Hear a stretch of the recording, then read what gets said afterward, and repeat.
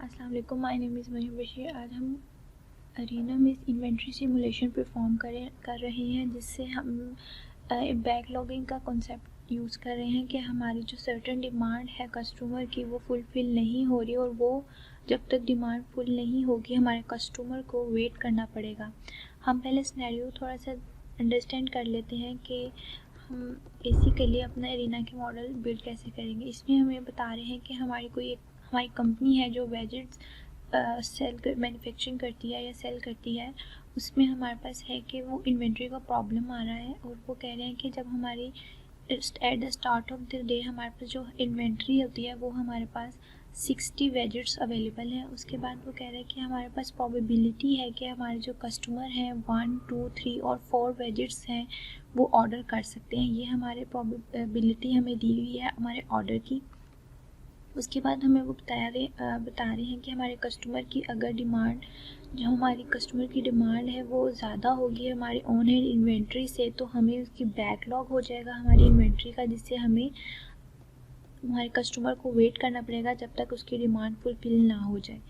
इस पूरे सिनेरियो को हम अरीना में सिस्टम को बिल्ड करने के लिए हम न्यू मॉड्यूल्स यूज़ करेंगे। हम हायर लेवल मॉड्यूल्स नहीं यूज़ कर रहे। इसमें हम ये होगा कि जो प्रोसेस या वेरिएबल्स हम डाटा अपने स्प्रेडशीट में पुट करते हैं, अब हम उन मॉड्यूल में यूज़ करेंगे। उन मॉड्यूल्स को हम एलिमेंट्स कहते हैं, जो कि यहाँ पे अवेलेबल नहीं है। वो इंसर्ट करने के लिए आपको फाइल में जाना पड़ेगा और टेम्पलेट में अटैच भी जाना पड़ेगा। आपको जो आपकी सी ड्राइव होती है उसमें आप इस बात को फॉलो करते हुए अपने टेम्पलेट को अटैच कर सकते हैं। अरीना, उसके बाद टेम्पलेट में जाके ये हमारे पास एलिमेंट्स के टेम्पलेट हैं या मॉड्यूल्स हैं जो हम एंटर कर सकते हैं अपने सिस्टम में।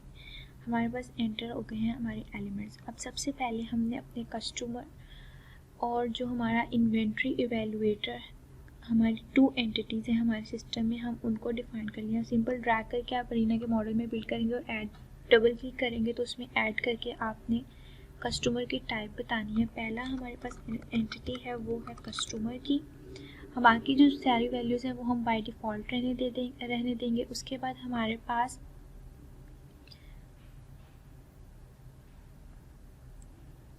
हमारे पास जो एंटिटी है वो है इन्वेंट्री इवेलुएटर की, जो हमारी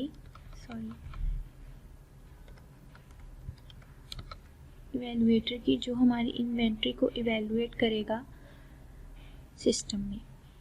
उसके बाद हम हैं अपने एट्रीब्यूट्स के लिए हम एट्रीब्यूट्स का एलिमेंट यूज़ करेंगे। उस एलिमेंट को डबल क्लिक करके उसमें ऐड करके हमने सिंपल नेम डिफाइन करना है एट्रीब्यूट का, वो है हमारा ऑर्डर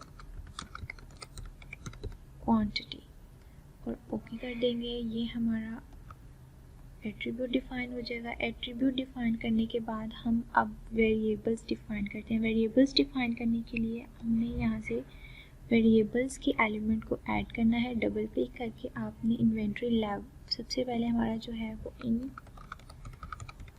इन्वेंट्री लेवल का आपने वेरिएबल डिफाइन करना है। उसके बाद हमारे पास इन्वेंट्री लेवल जो था हमारा शुरू में हमें बताया था वो था 60, तो हमारा इन्वेंट्री लेवल आ जाएगा 60। ओके कर देंगे। उसके बाद हमारे पास दूसरा जो वेरिएबल है वो है लिटिल एस का, मतलब जो हमारी डिमांड है इन्वेंट्री में लिटिल एस के नाम से हम डिफाइन कर देंगे, और उसकी वैल्यू 20 है। उसके बाद एक और वेरिएबल हमारे पास है वो है बिग एस, और उसकी वैल्यू हमारे पास गिवन है 40। उसके बाद हमारे पास एक और वेरिएबल हम ऐड करेंगे जिसमें हमारे पास आ जाएगा टोटल ऑर्डरिंग कॉस्ट, और टोटल ऑर्डरिंग कॉस्ट की हमारे पास जो इनिशियल वैल्यू है वो 0 है।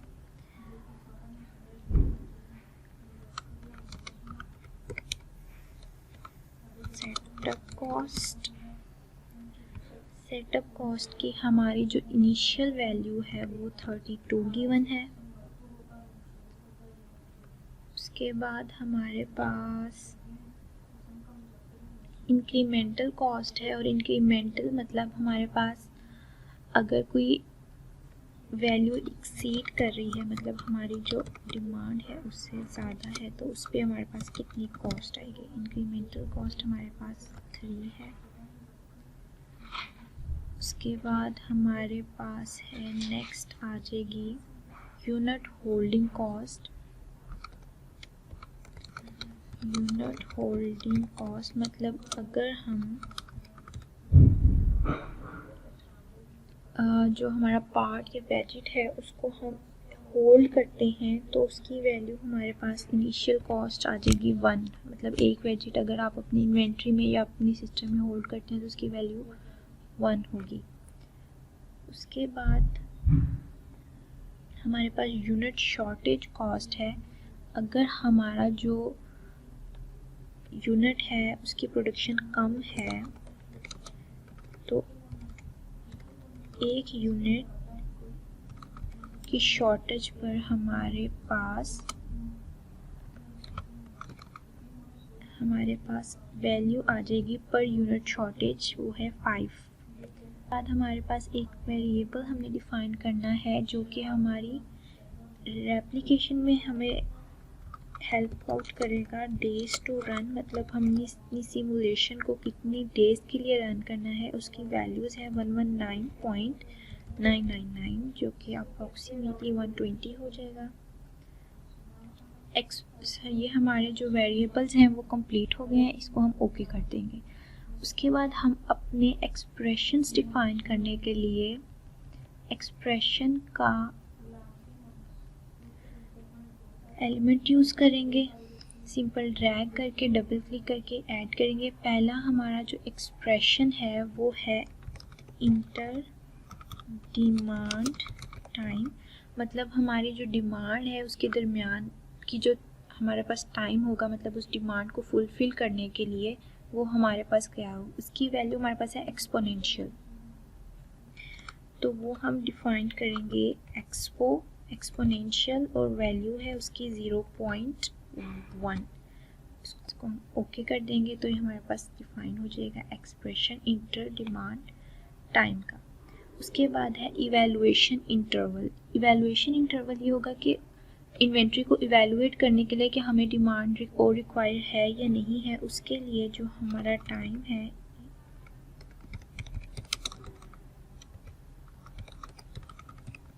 उसके लिए हमारा टाइम है वो 1 गिवन है। हमारे पास वो है डिलीवरी लैग का मतलब हमारी जो इन्वेंट्री है वो बैकलॉग कर गई है, अब हमें डिले आएगा उस इन्वेंट्री को अपने कस्टमर की डिमांड को फुलफिल करने के लिए। Delivery lag.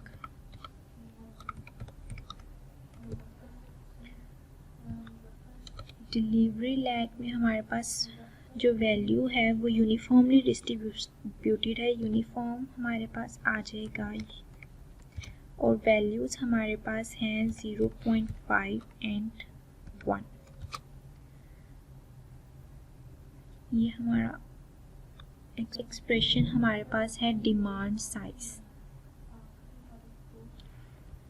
हमारे पास है डिमांड साइज जो कि हम अभी देख के आए थे कि हमारा जो कस्टमर है वो है 1, 2, 3 या 4 वेजेट्स हैं जो वो डिमांड कर सकते हैं और उनकी प्रोबेबिलिटीज़ हमें गिवन है। तो वो हम अपने अरीना मॉडल में कैसे डिफाइन कर सकते हैं, उसके लिए हमें डिस्क्रीट प्रोबेबिलिटी का फंक्शन यूज़ करना पड़ेगा। 0.167 है प्रोबेबिलिटी फर्स्ट वेजिट के लिए, 0.5 है सेकंड वेजिट के लिए, 0.833 है थर्ड वेजिट के लिए और 1.0 है हमारी फोर्थ वेजिट के लिए। इसको हम ओके कर देंगे तो ये यहाँ पे हमारे जो एक्सप्रेशंस हैं वो डिफाइन हो जाएंगे। उसके बाद हमने अपने जो स्टैटिक्स ऐड करने हैं, मतलब हम एक सिस्टम रन कर रहे हैं, उसकी कुछ ना कुछ average ordering cost, manufacturing cost होगी, उन कॉस्ट को हमने देखने के लिए हम डी स्टैट्स का मॉड्यूल यूज़ करेंगे, जो स्प्रेडशीट में स्टैटिस्टिक्स के नेम से होता है। डी स्टैट्स में हम ऐड करेंगे, कर लेते हैं शॉर्टेज कॉस्ट। शॉर्टेज कॉस्ट की वैल्यू डिफाइन करने के लिए हम जाएंगे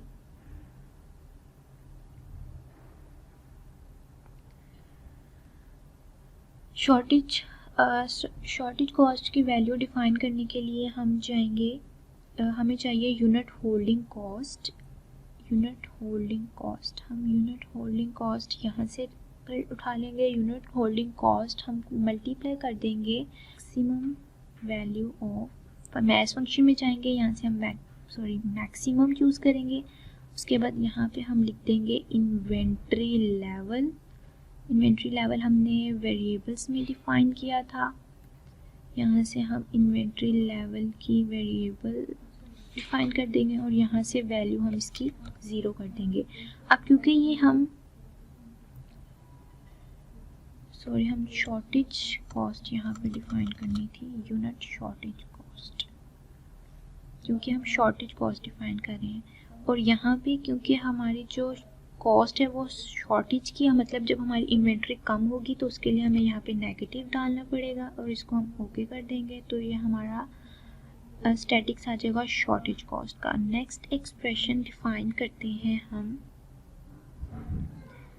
यूनिट होल्डिंग कॉस्ट, मतलब हमारी जो होल्डिंग कॉस्ट है, हम यूनिट को होल्ड कर रहे हैं, होल्डिंग कॉस्ट, इसके लिए हमने एक्सप्रेशन डिफाइन करना है। उसके बिल्ड करने के लिए हम जाएंगे, अब हम करेंगे यूनिट होल्डिंग कॉस्ट, यहाँ से हम यूज़ कर लेते हैं unit holding cost multiply, net function में हम मैक्सिमम का फंक्शन यूज़ करेंगे। मैक्सिमम का फंक्शन यूज़ करने के बाद हमने यहाँ पे इन्वेंट्री लेवल डिफाइन करना है कि टेबल्स करंट वैल्यू में जाके और हम देखेंगे इन्वेंट्री लेवल, और यहाँ पे फिर हमारी जो वैल्यू होगी वो हो जाएगी 0। ओके कर देंगे तो ये हमारी जो है वो स्टैट्स डिफाइन हो जाएंगी। एक इसमें आप काम हमने एडिशनल करना पड़ेगा, क्योंकि जो स्प्रेडशीट होती है उसमें हम सिर्फ सेलेक्ट करते हैं, लेकिन इसमें हमें लिखना पड़ेगा कि हमारा जो स्टैट्स है वो उसकी टाइप क्या है। इसलिए हमें यहाँ पे लिखना पड़ेगा कि जो हमारा स्टैट्स है वो टाइम रेजिस्टेंट है, और जो उसकी कैटेगरी है, क्योंकि उसको हमने खुद डिफाइन किया है, वो अरीना में नहीं था, तो वो यूज़र स्पेसिफाइड में चला जाएगा। और हमने इसको आइडेंटिफाई किससे करना है, होल्डिंग कॉस्ट से, जो हम ऊपर डिफाइन करके आए हैं। ओके हो गया। इसकी तरह हमने शॉर्टेज में डिफाइन कर देना है डेटा टाइप, उसमें आ जाएगा हमारे पास टाइम परसिस्टेंट,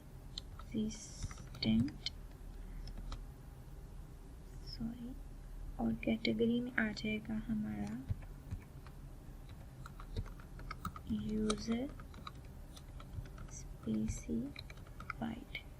आइडेंटिफायर जो हमने ऊपर डिफाइन किया है वही हमने नीचे डिफाइन कर देना है। इसको ओके कर देंगे, इसको ओके भी चेक कर लेते हैं एक दफ़ा। ठीक हो गया है। इसको ओके कर देंगे तो हमारे स्टैट्स के वेरिएबल डिफाइन हो जाएंगे। उसके बाद हमने अपने सिस्टम में कुछ आउटपुट मेजर्स को आइडेंटिफाई करना है कि हमारी जो सिस्टम की टोटल ओवरऑल कॉस्ट आ रही है डेज ऑफ रन पे वो कितनी है। उसके लिए हम यहाँ पे अगर स्प्रेडशीट यूज़ करेंगे तो वो हम ऑर्डर में ही स्टैटिक्स में ही डिफाइन कर लेते हैं और उसकी हम टाइप चेंज कर देते हैं, लेकिन ये क्योंकि हम एलिमेंट्स यूज़ करें इसलिए हमें इसके लिए सेपरेट मॉड्यूल यूज़ करना पड़ेगा। आउटपुट, ये आ गए हमारे आउटपुट्स, इसको हम ड्रैग कर लेते हैं। आउटपुट ड्रैग करने के बाद डबल क्लिक करके हम इसमें अपने आउटपुट को ऐड करेंगे। पहले हम डिफाइन कर लेते हैं हमारी एवरेज ऑर्डरिंग कॉस्ट, मतलब हम ऑर्डर करेंगे अपने बैकलॉग को फिल करने के लिए उसकी क्या कॉस्ट है। उसके बाद हमारे पास डाटा टाइप उसकी हो जाएगी, हम उसे आउटपुट हमारी, और कैटेगरी में हमारे पास यूज़र डिफाइन आ जाएगा, सॉरी स्पेसिफाइड आ जाएगा, क्योंकि हम उसको खुद एरिना में बिल्ड कर रहे हैं। और आइडेंटिफायर हमारा वही होगा जो हम उसका नेम बता रहे हैं। और इसके एक्सप्रेशन में हम बिल्ड एक्सप्रेशन में जाएंगे। अब हमारी ऑर्डरिंग कॉस्ट एवरेज कैसे आएगी, हमारी जो टोटल हमारी ऑर्डरिंग कॉस्ट होगी, total ordering cost divided by हमारा जो डेज ऑफ रन है वो हम उससे डिवाइड करेंगे, तो हमारी जो टोटल एवरेज ऑर्डरिंग कॉस्ट है वो आ जाएगी। ओके का नेक्स्ट वेरी आउटपुट हम ऐड करते हैं जो कि है हमारा एवरेज टोटल कॉस्ट।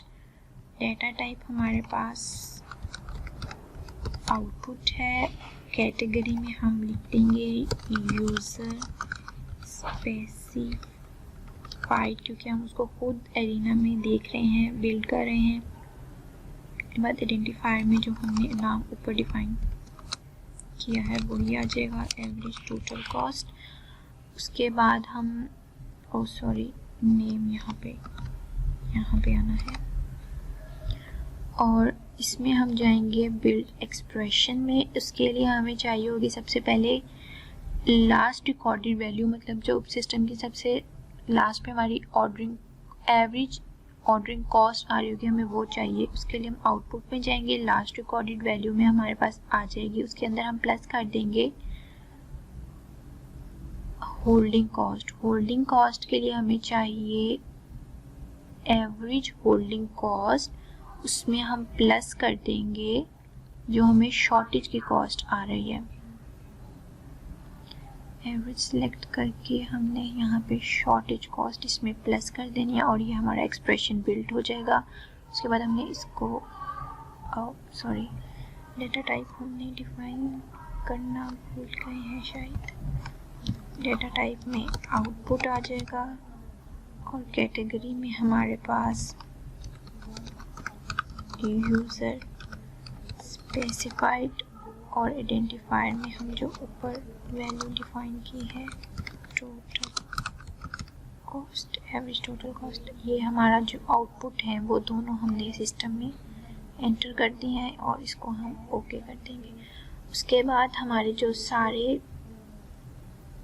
डाटा है, इनपुट डाटा, वो हमने सिस्टम में एंटर कर दिया। उसके बाद हम रेप्लिकेशन पैरामीटर्स, अब हम कोई भी चीज़ हम यहाँ एरिना की उसमें से नहीं लेंगे, इसके रेप्लिकेशन पैरामीटर के सेट करने के लिए भी हमारे पास रेप्लिकेट का एक एलिमेंट है जिसमें हम अपनी रेप्लिकेशन की वैल्यू डालेंगे। रेप्लिकेशन हमारी 1 ही है। उसके बाद 0 और रेप्लिकेशन लेंथ पे हम डिफाइन करेंगे अपना वेरिएबल जो हमने पीछे डिफाइन किया था वेरिएबल्स में डेज टू रन में। उसके बाद हमारे पास 0 है आवर्स पर डे, और हमारे पास जो डेज यूनिट्स हैं वो डेज में हैं। उसके बाद हमने इसको ओके कर देना है। हमारे रेप्लिकेशन पैरामीटर भी सेट हो गया। उसके बाद अब हम अपने मॉडल की तरफ चलते हैं। मॉडल बिल्ड करने के लिए सबसे पहले हम अपना मॉडल बिल्ड करने के लिए हम ब्लॉक्स यूज़ करेंगे, क्योंकि हमने अपना डाटा है जो एलिमेंट्स के थ्रू ऐड किया है, उसके लिए हमने फाइल अटैच में जाना पड़ेगा और हमें टेम्पलेट अटैच करने पड़ेंगे। हमारे पास ब्लॉक्स के टेम्पलेट्स हैं ओपन। उसके लिए हम सबसे पहले क्रिएट का ब्लॉक यूज़ करेंगे। ये हमारे पास क्रिएट का ब्लॉक आ जाएगा। उसमें हमने बैच साइज हमारा 1 ही रहेगा। फर्स्ट क्रिएशन में हमारा आ जाएगा इंटर डिमांड। इसको हम एक टाइपिंग एरर को करने के लिए हम इसके अंदर वेरिएबल एक्सप्रेशन बिल्ड कर लेते हैं, जिसमें हमारे पास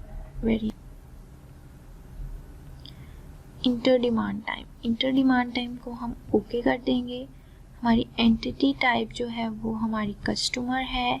इंटरवल हमें यहाँ पे बताया था कि हमारी जो फर्स्ट क्रिएशन है वो 0 पे नहीं हो रही, बल्कि हमारी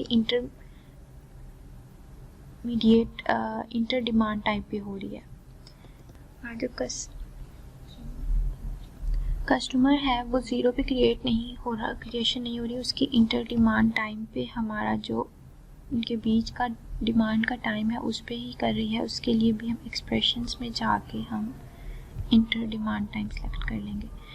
एक्सप्रेशन बिल्ड करना ज़्यादा अच्छा है क्योंकि इससे हमारा टाइपिंग का एरर नहीं आता। ये हमारा क्रिएट का मॉड्यूल फाइनल हो गया। उसके बाद हम डालेंगे असाइनमेंट का मॉड्यूल के हमने अपनी जो प्रोसेस है उसको असाइन कर देना है। अब हम इसके साथ कनेक्ट कर देते हैं। असाइन में हमारे पास आ जाएगा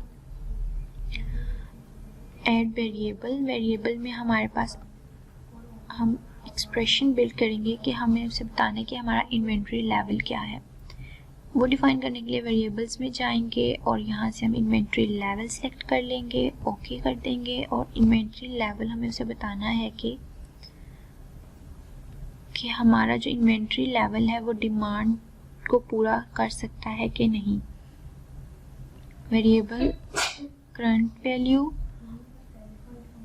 और inventory level minus demand size हमने एक्सप्रेशन में डिफाइन किया था। डिमांड साइज हमारा आ गया। इसको हम ओके कर देंगे तो ये हमारा असाइनमेंट का मॉड्यूल ऐड हो जाएगा। इसको ओके कर देंगे। उसके बाद हम चले जाएंगे अपने नेक्स्ट मॉड्यूल पे जो कि है डिस्पोज। अगर हमारी इन्वेंट्री में जो आइटम्स हैं वो कस्टमर की डिमांड को फुलफिल कर देंगे तो हमारा जो कस्टमर है वो डिस्पोज हो जाएगा सिस्टम से। इसको हम कर लेते हैं कनेक्ट और इसके लिए हमें कुछ भी नहीं करना पड़ा। रिकॉर्ड एंटिटीज पे क्लिक करना ताकि वो हमारे जो एंटिटीज है वो रिकॉर्ड करें। उसके बाद हमें एक सिस्टम डिफाइन करना है जिसमें हमें बताना पड़ेगा कि अगर हमारी जो इन्वेंट्री से डिमांड फुलफिल नहीं होती तो हमें क्या डिसीजन करना पड़ेगा। उसके लिए हम क्रिएट पे जाएंगे। क्रिएट पे जाकर हमने बैट डबल क्लिक करना है। बैट साइज हमारी 1 ही रहेगी। फर्स्ट क्रिएशन अब हमारी की है जी 0 पे होगी क्योंकि हम यहाँ पे इवेलुएटर असाइन करने लगे हैं कि जो कि हमारी इन्वेंट्री को इवेलुएट करेगा कि हमारी जो इन्वेंट्री है ऑन हैंड उससे हमारी डिमांड फुलफिल हो सकती है कि नहीं। इंटरवल के लिए हमने एक एक्सप्रेस डिफाइन किया था इवेलुएशन टाइम के नेम से, वो हम यहाँ पे ऐड कर देंगे कि उसको इवेलुएट करने में कितना टाइम लग रहा है। इसको ओके कर देंगे। उसके बाद हमारे पास ब्रांच, जो हम वैसे मॉड्यूल में डिसीजन यूज़ करते हैं, इसमें हम ब्रांच यूज़ करेंगे। ब्रांच हमारे पास ये आ गया, ब्रांच का मॉड्यूल को हम कनेक्ट कर देते हैं। ब्रांच के मॉड्यूल में हम कंडीशंस डिफाइन करेंगे कि हमारा अगर जो इन्वेंट्री लेवल होगा, हम यहाँ पे ऐड करते हैं इफ़ की कंडीशन कि अगर हमारा बिल्ड एक्सप्रेशन इन्वेंट्री लेवल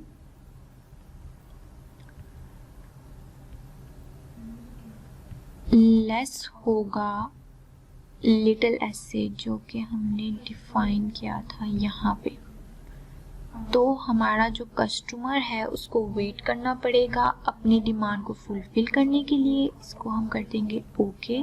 और एक और कंडीशन हम ऐड करेंगे एल्स की कि अगर वो कंडीशन फुलफिल मतलब उसकी डिमांड पूरी हो जाएगी तो वो हमारा जो है वो सिस्टम से डिस्पोज हो जाएगा। इसको ओके कर देते हैं। अब हम यहाँ पे एक डिस्पोज का मॉड्यूल ऐड कर लेते हैं। इसकी डिस्पोज का मॉड्यूल हम उस पर यूज़ करेंगे कि हमारे जो उसकी है डिमांड है जो वो फुलफिल हो गई है।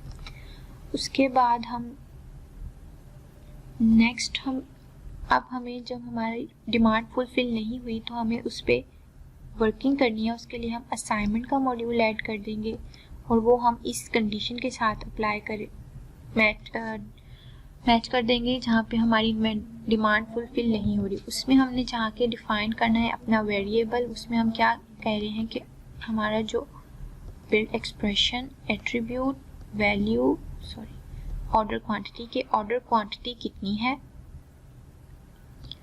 और हमने उसको बताना है कि उस ऑर्डर को आपने जो क्वांटिटी रिक्वायर्ड है वो आपने रिसीव करनी है बिग एस से, उसमें से हमने माइनस कर देना है इन्वेंट्री लेवल को। ओके कर देंगे और ओके कर देंगे और ओके कर देंगे, ये हमारा असाइनमेंट का मॉड्यूल ऐड हो जाएगा।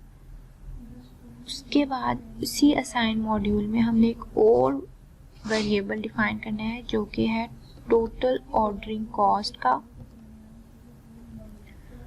टोटल ऑर्डरिंग कॉस्ट हमने डिफाइन की थी वेरिएबल्स टोटल ऑर्डरिंग कॉस्ट, और यहाँ पे हम उसकी वैल्यू बता देंगे कि टोटल ऑर्डरिंग कॉस्ट की हमारे पास वैल्यूज़ क्या थी। टोटल ऑर्डरिंग कॉस्ट में हमारे पास आ जाएगी total ordering cost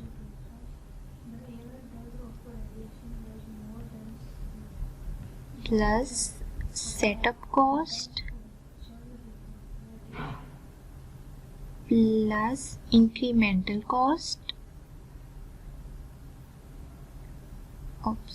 incremental cost, और हम इसको मल्टीप्लाई कर देंगे ऑर्डर क्वांटिटी के साथ कि हमें ऑर्डर अपने डिमांड को फुलफिल करने के लिए कितना ऑर्डर करना है, उसकी हमारे पास कॉस्ट आ जाएगी। ऑर्डर क्वांटिटी हमने एट्रीब्यूट में डिफाइन किया था, वैल्यू ऑर्डर क्वांटिटी, और हम इसको ओके कर देंगे और यहाँ पे हम इसको ओके कर देंगे। उसके बाद हम आगे आ जाएगा जब हमारी ऑर्डर क्वांटिटी हमने प्रोसेस करनी है तो उसकी प्रोसेसिंग के लिए हमारे पास कोई डिले आएगा, तो उसके लिए हम डिले का ब्लॉक यूज़ करेंगे, उसको हम इसके साथ कनेक्ट कर देंगे, डिले में जाएंगे। अब हमने इसकी ड्यूरेशन में हमने डिफ़ाइन करना है बिल्ड एक्सप्रेशन, क्योंकि हमने एक वेरिएबल डिफ़ाइन किया था, एक्सप्रेशन डिफ़ाइन किया था डिलीवरी लैग का, कि अगर हमारी डिलीवरी में लैग आएगा तो हम उसके लिए ये एक्सप्रेशन यूज़ करेंगे कि हमने उसकी प्रोसेसिंग में टाइम लगेगा। उसके बाद फिर हमने असाइन का ब्लॉक यूज़ करना है, असाइन का ब्लॉक फिर हमने उसके अंदर हमें बताना है ऐड इन्वेंट्री लेवल, कि अब हमारे जो इन्वेंट्री है उसमें हमारी जो क्वांटिटी है वो इंक्रीज हुई है, वैल्यू इन्वेंट्री लेवल। अब हमने इसको बताना है बिल्ड एक्सप्रेशन में कि हमारा जो इन्वेंट्री का लेवल था उसमें हमारी जो ऑर्डरिंग हमने कॉस्ट ऑर्डर हमने की थी क्वांटिटी वो उसमें प्लस हो गई है, मतलब वो हमें रिसीव हो गई है। Inventory level plus order quantity हमारी एट्रीब्यूट में थी और एट्रीब्यूट से ओके हो गया। उसके बाद हमने ओके कर देना है, इसको कनेक्ट कर देते हैं। जब हमारी जो इन्वेंट्री है वो रिप्लेनिश हो जाएगी, रिप्लेनिश होने से इसका मतलब है कि हमारा कस्टमर है जो उसकी डिमांड को फुलफिल हो जाएगा, और उसके बाद फिर जब उसकी डिमांड फुलफिल हो जाएगी तो वो कस्टमर यहाँ से डिस्पोज कर जाएगा। इसको हम कर देते हैं कनेक्ट इसके साथ। ये हमारी जो पूरा सिस्टम है वो सेव हो जाएगा, और हम इसको थोड़ी सी सेटिंग कर लेते हैं। अब इसके अंदर हम इन्वेंट्री के लेवल को देखने के लिए हम एक प्लॉट डिफाइन कर लेते हैं जो हमें ड्यूरेशन के साथ इन्वेंट्री के लेवल को बताता रहेगा। उसके लिए हम यहाँ से एनिमेशन बार में से प्लॉट को सिलेक्ट करेंगे। इसमें हम दो सीरीज ऐड करेंगे, एक हमारी होगी पॉजिटिव इन्वेंट्री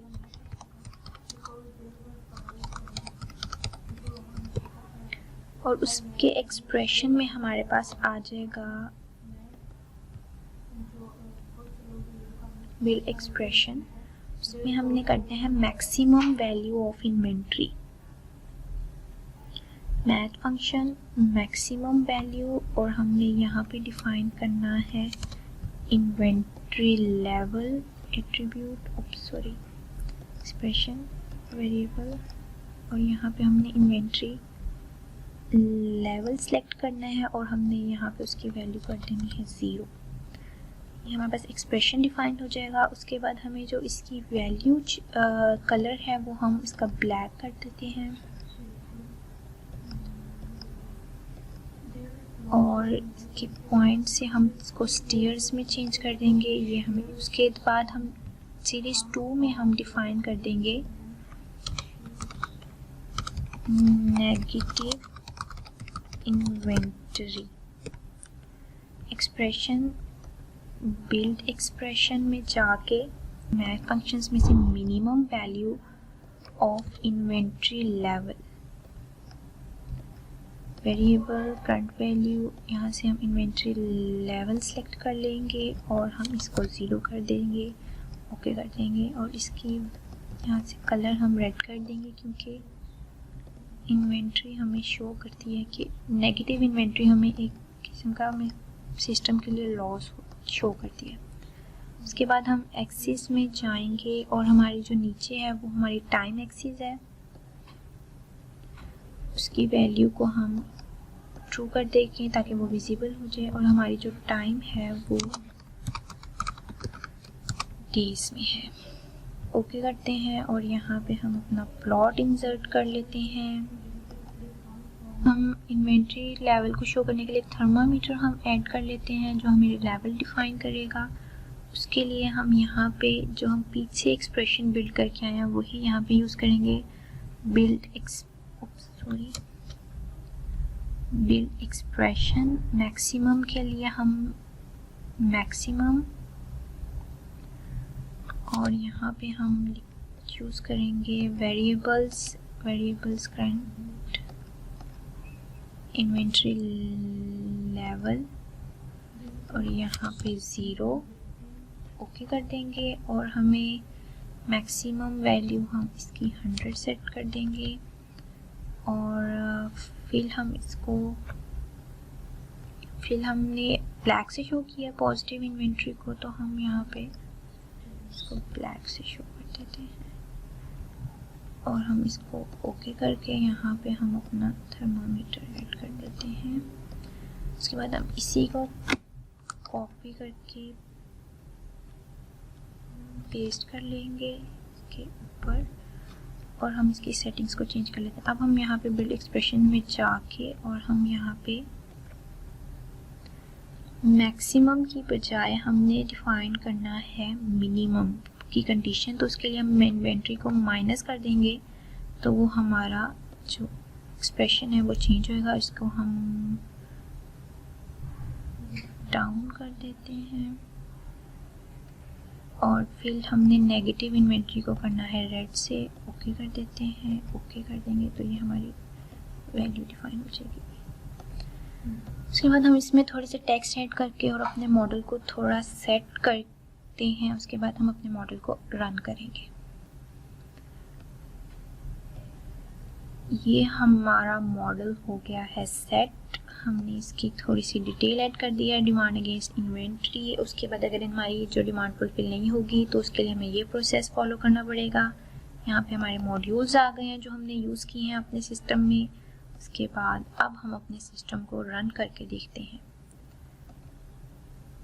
सिस्टम रन हो रहा है और साथ ही हमारी इन्वेंट्री की जो पाइल अप होती है, कम होती है, ज़्यादा होती है, वो अप एंड डाउन ग्राफ से हमें शो हो जाएगी।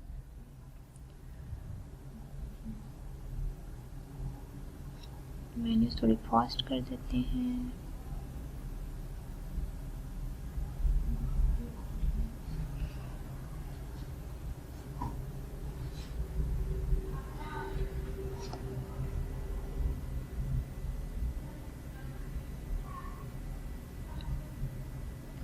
इसको यस करते हैं और हम अपने रिजल्ट्स देख लेते हैं। रिजल्ट्स में अब हम यूज़र स्पेसिफाइड में जाएंगे क्योंकि हमने खुद टाइम प्रेजेंट पे हमने डिफाइन की थी होल्डिंग कॉस्ट और शॉर्टेज कॉस्ट, और हमारे पास आउटपुट में आ जाएगी टोटल ऑर्डरिंग कॉस्ट और टोटल एवरेज टोटल कॉस्ट। ये हमारा इन्वेंट्री मॉडल था जो हमें बैकलॉगिंग इन केस हमारी होती है तो उसमें हमें हेल्प आउट करेगा। So this is all about inventory with backlogging. Thank you so much.